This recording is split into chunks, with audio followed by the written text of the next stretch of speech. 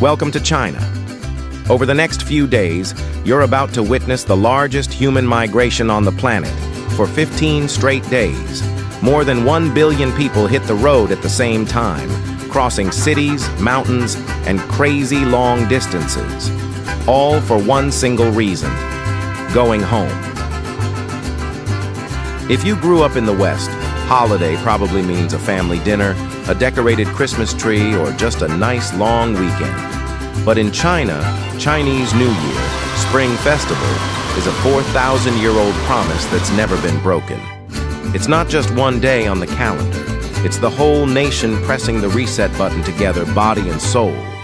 During Spring Festival, the celebration isn't locked inside one city or one style. It explodes in thousands of different ways across this huge country at the exact same time.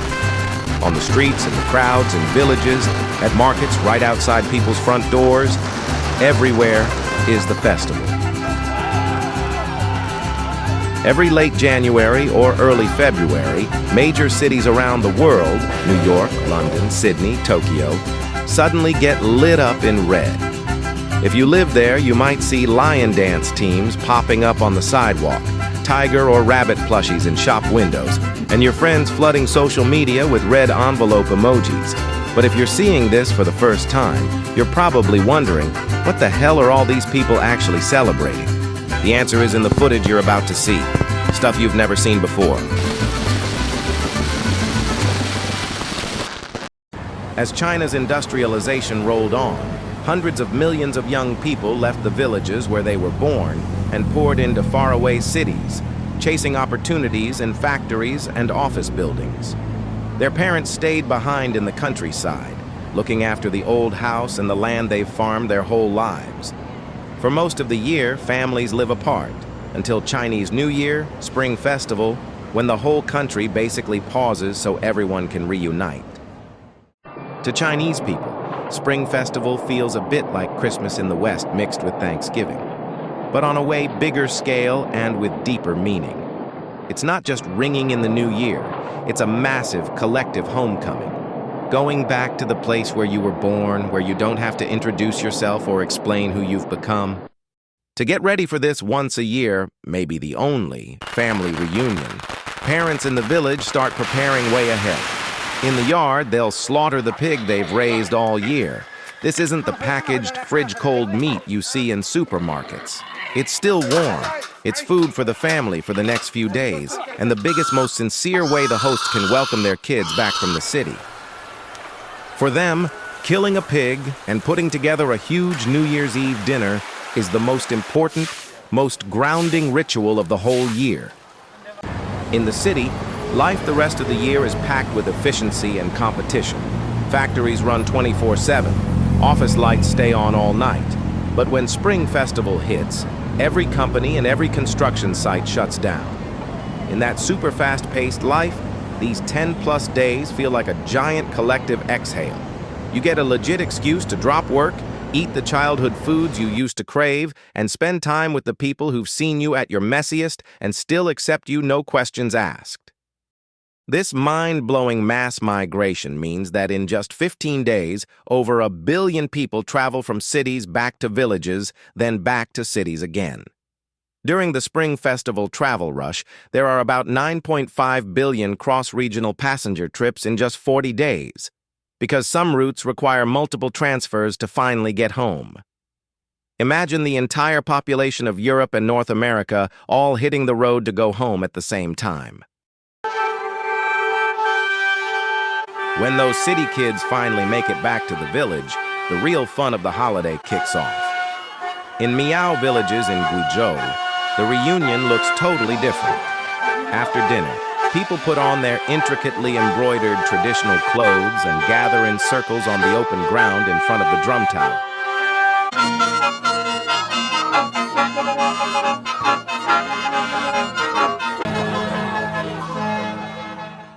By the evening, the Lushing pipes start playing. Everyone sways to the beat, dancing dances passed down for generations. They sing, they drink. Young people share wild stories from city jobs. Elders listen with smiles and chime in with old tales about the land. This circle gathering feels a little like Westerners chatting around a fireplace, but louder, more open. Anyone can jump in, anyone can step out. It's not a performance. It's like one enormous family party, except the family is the whole village.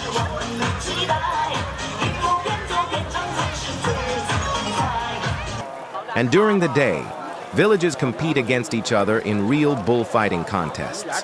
This isn't show-style bullfighting with people versus bull. It's bull against bull, pure strength. Each village picks its strongest, best-raised bull, like sending out their star athlete to fight for village pride. Crowds line the hillsides, cheering like crazy. The winning village celebrates hard. The losers just shrug it off and say, "Next year."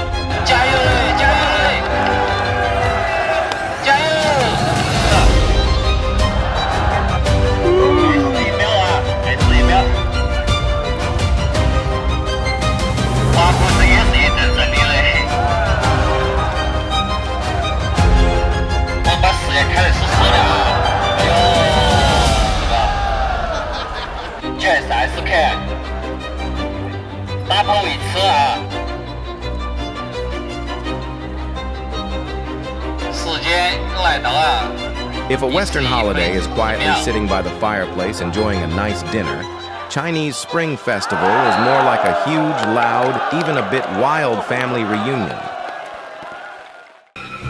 In Guangdong province, along China's southeast coast, Spring Festival feels even more intense, more flamboyant, and sometimes carries a real gunpowder edge. Here there's a dance called the Chinese War Dance, Yingge dance.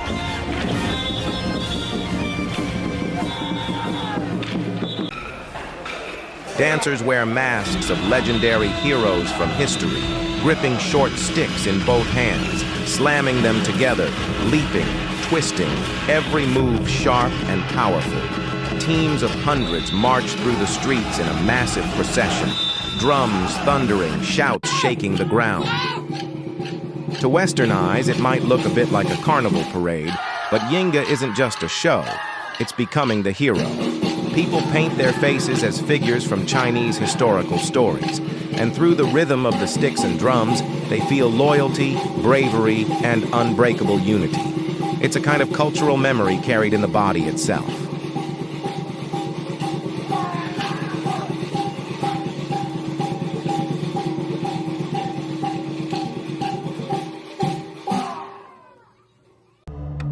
When night fully falls, one gong strike, and 10,000 people move as one. Thousands upon thousands of lanterns light up at the same moment, forming a winding river of fire that slowly snakes toward the village ancestral hall. Once they reach the hall, people raise their lanterns high and circle the building slowly. One light after another blending into a giant swirling vortex of glow. This isn't just reporting to the ancestors. I'm back. It's a silent vow. This family line is still going strong. This village still has people protecting it. It might remind you a little of Halloween jack-o'-lanterns or candlelight vigils on Memorial Days. But the meaning of Hey Dung, lantern greetings, is completely different. It's not about remembering the dead. It's about celebrating the living. Every single lantern stands for a real, breathing person, someone who came back from far away. Locals believe the brighter the lights, the more prosperous the family.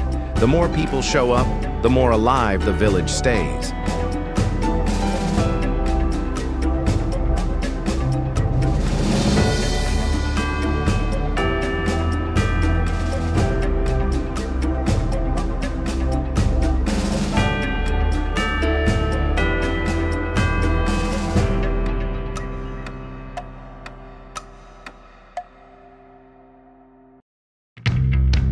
Burning the fire dragon has been a tradition here for over 600 years.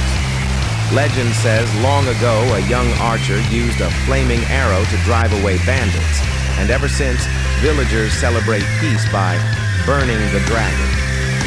Every year on the night of the 10th day of the first lunar month, dozens of bare-chested strong men hoist a giant dragon studded with fireworks and race through the streets. The dragon head spits flames. The body explodes with bursts. Thousands of sparks rain down like a waterfall, like a meteor shower. The whole dragon twists and writhes in the fire, looking like it's truly come alive.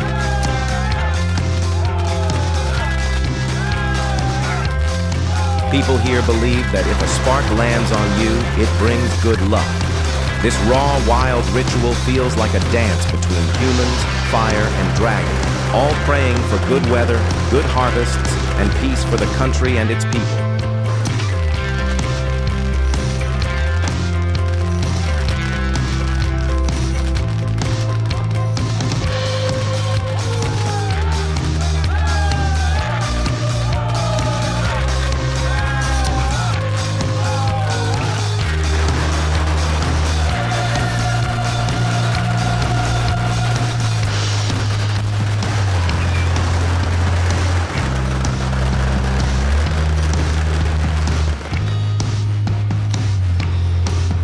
In Chinese culture, fire has always been seen as a powerful purifier. The ancients believed fire could burn away anything unclean, not just trash and dirt, but also bad luck, misfortune, evil spirits, everything negative.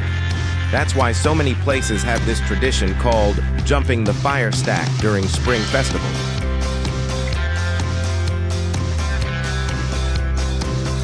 People build a big blazing pile, usually with straw, firewood, dried corn stalks, or sweet potato vines, then jump right over it. While jumping, they'll shout lucky phrases like, "Jump in, get rich every year, jump out, leave all worries behind," or "Jump east, never run out of grain, jump west, money rolls in." The meaning is super straightforward. By jumping over the flames, you leave last year's bad luck, illness, and misfortune burning in the fire.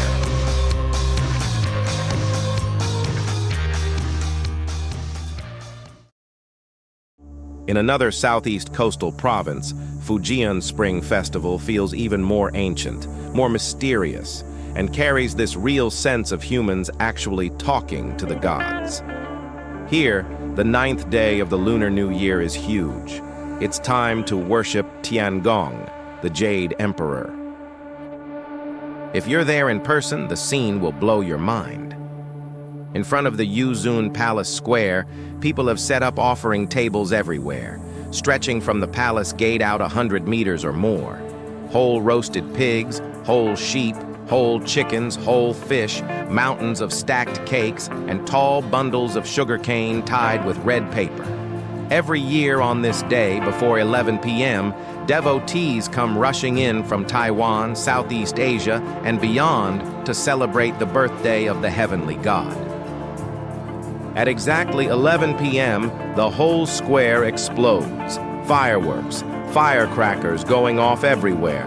Everyone lights the incense in their hands at the same moment, turns toward the palace, and drops into 3 kneels and 9 prostrations toward the night sky. It's a way of reporting to heaven, thanking for last year's harvest, asking for smooth weather and good fortune in the year ahead. Even if you're far away and can't make it, people will still open their windows, face this direction, and bow in prayer.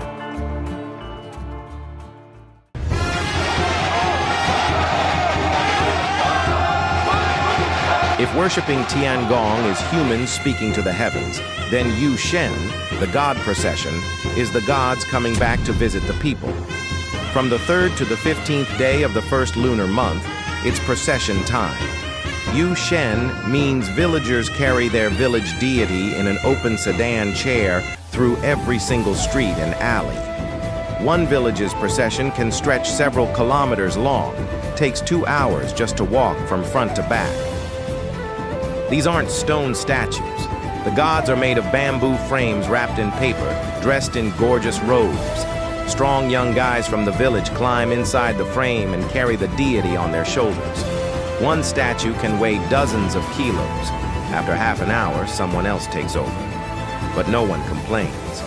For the carriers, this is the most honorable moment of the year, letting the god borrow their body to go see his people. As the god procession passes each house, every family sets up an offering table right there on the street. They light incense and candles, set off a string of firecrackers. The elders hold their grandkids close, guide the little hands to bow 3 times toward the deity, praying for safety and peace. Young people stand along the roadside, phones up, live streaming the whole thing. On the other end of the screen, relatives who've moved overseas, thousands of miles away, are watching their hometown deity walk right past the camera. In the eyes of Fujian people, the gods aren't up in some distant heaven. They're right here, in the sedan chair, on the shoulders of the carriers, in the exploding firecrackers, in the red paper scraps littering the ground. As long as those procession drums keep beating, as long as someone's still willing to shoulder that heavy bamboo frame weighing dozens of kilos, this village is still alive. And the people who come back from far away still have a home to return to.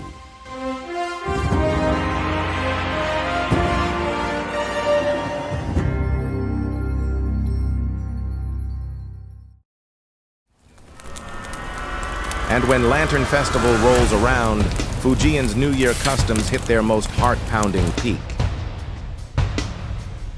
People stack pine logs block by block into a fire tower over 2 meters tall. Each layer is 16 pieces of wood in a circle, built up layer after layer until it's towering. When night falls, they set the whole thing ablaze. Then a group of young guys in white battle clothes, barefoot, shouting at the top of their lungs, charge straight into the roaring flames. Sure, stepping on burning coals hurts like hell, but they believe it burns away all the bad luck from the past year.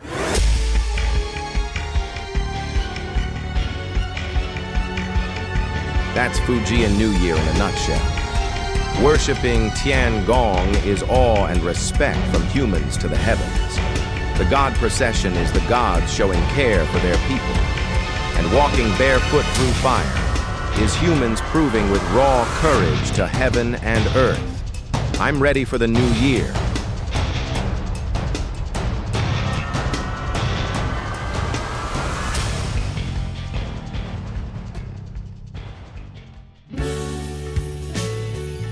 In Shanghai, the way people celebrate Spring Festival looks completely different.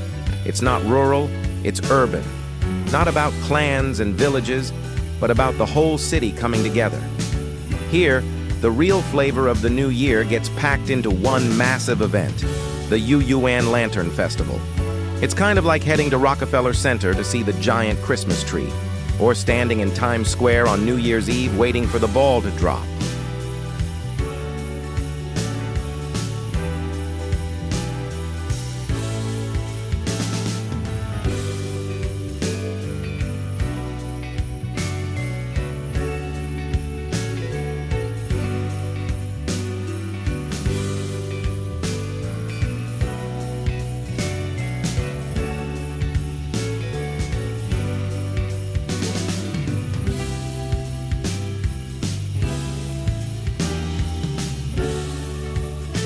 Every year, the Yuyuan Lantern Festival has a theme, and that theme comes straight from the unique way Chinese people track time, the 12 zodiac animals.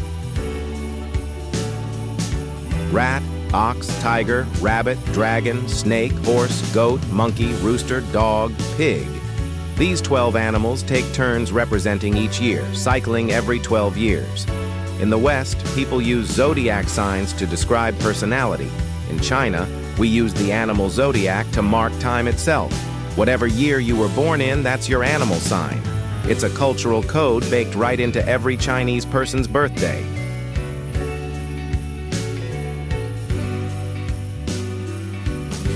And the Yuyuan Lantern Festival? It's basically a huge, extravagant birthday party thrown every year for that year's zodiac animal. That's Shanghai's Spring Festival for you, a special kind of urban romance. Right in the middle of this concrete jungle of skyscrapers, they build an entire world made of light with tens of thousands of lanterns.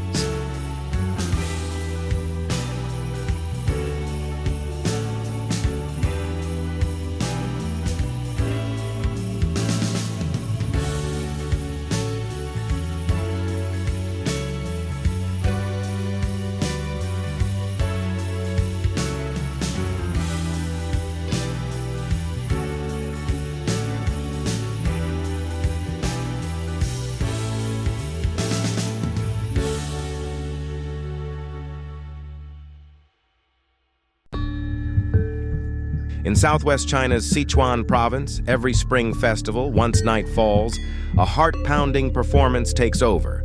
Dahuo Hu, literally beating the fire pot. The performers wear fireproof suits and hold specially made iron pots. On both sides of the pot are wire mesh cages packed with glowing red-hot charcoal. These coals burn at over 800 degrees Celsius. They grip the pot with both hands, give their arms a sharp shake, and the coals inside the mesh explode into the air. One more lift, and sparks pour down like a waterfall. With every twist and spin, the performer gets completely surrounded by a storm of flying embers. They streak across the night sky in golden arcs, like a river of stars crashing down, wrapping the whole person in a dazzling cloud of light and fire. In Chinese culture, fire has always meant driving away evil and bad luck, and similar to beating the fire pot, there's something even more spectacular and way more dangerous: Da Tie Hua, beating iron flowers.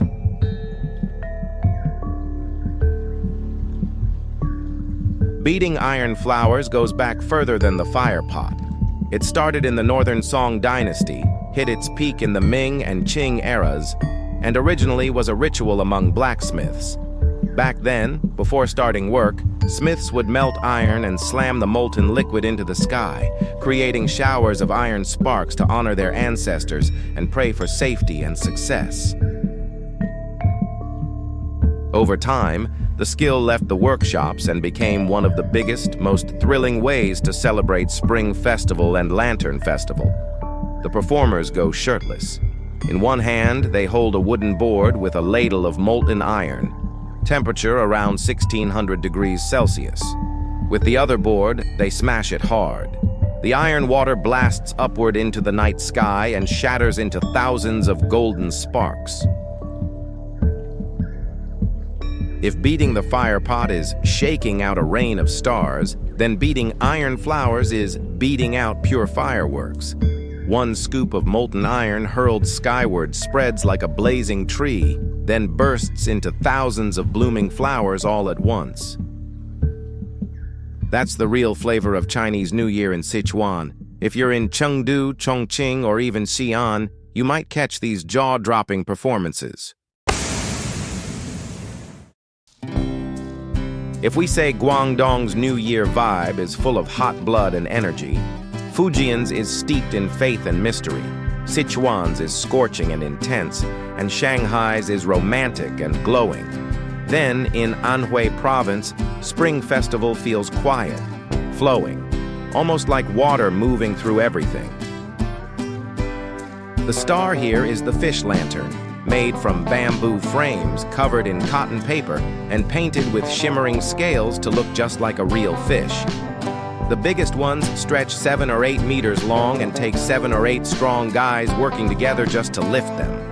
The head, body, and tail are connected in 3 sections, with dozens of candles lit inside. When night falls and those candles are lit, the whole fish suddenly comes alive, glowing, swaying, swimming through the dark.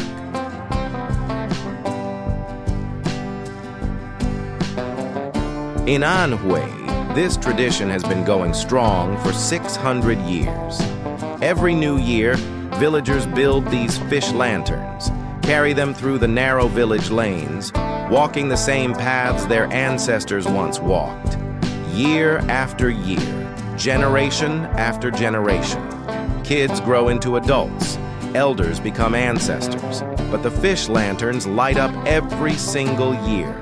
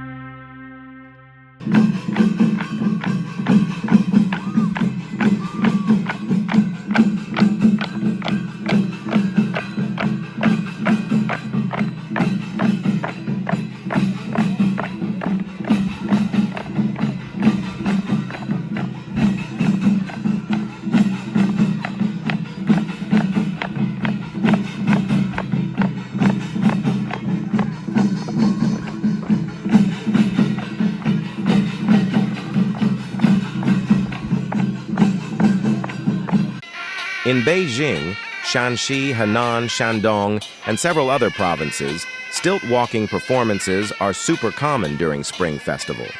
Performers strap on wooden stilts 1 or 2 meters high, dress in traditional opera costumes, paint their faces with bright colors, and walk through the streets like giants. You can easily run into them just walking around town.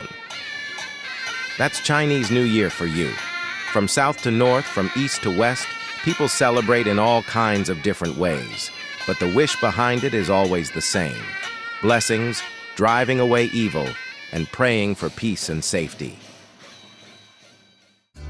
If you want to really understand Chinese culture, Chinese New Year, Spring Festival is the most alive and vibrant entry point there is. If you ever get invited to a real Chinese family's New Year's Eve dinner, you'll notice a few things right away. The fish has to stay whole. You can't finish it all. Leave some on the plate. It means year after year, more than enough. Dumplings look like gold ingots, and if one has a coin hidden inside, whoever bites into it gets good luck for the whole year. Lanterns, couplets, paper cuttings, red envelopes, everything is red. In Western culture, red means danger or love. In China, it means scare away the bad stuff. Legend says there was a monster called Xi'an that was terrified of red and loud noises. So people set off firecrackers and put up red paper to chase away misfortune and call in good fortune. Red paper strips are pasted on the door frames, spring couplets, with neat black characters. One vertical line on the left, one on the right, and a horizontal one across the top. Stuff like smooth sailing every year, everything goes your way step by step. Every word is a wish. Every phrase is a blessing. Every day of Spring Festival has its own job. Day 1, go back to your parents' house. Day 2, go to your in-laws. Day 3, don't go out anywhere. Day 7 is People's Day.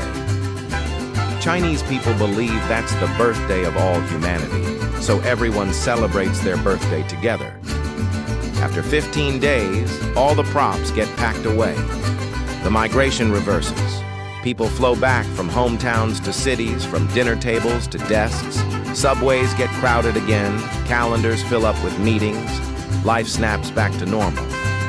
So when you see lion dances in Chinatown or fireworks videos from your friends, here's how to understand Spring Festival. It's not a show. It's an annual confirmation ritual for an entire nation of belonging. Through drums, firelight, clashing bullhorns, sparks of molten iron raining down, it keeps telling itself. No matter how far you go, there's still a place you can return to. That's what Spring Festival means today. Not celebrating the arrival of a day. It's confirming that someone is still waiting for you to come back.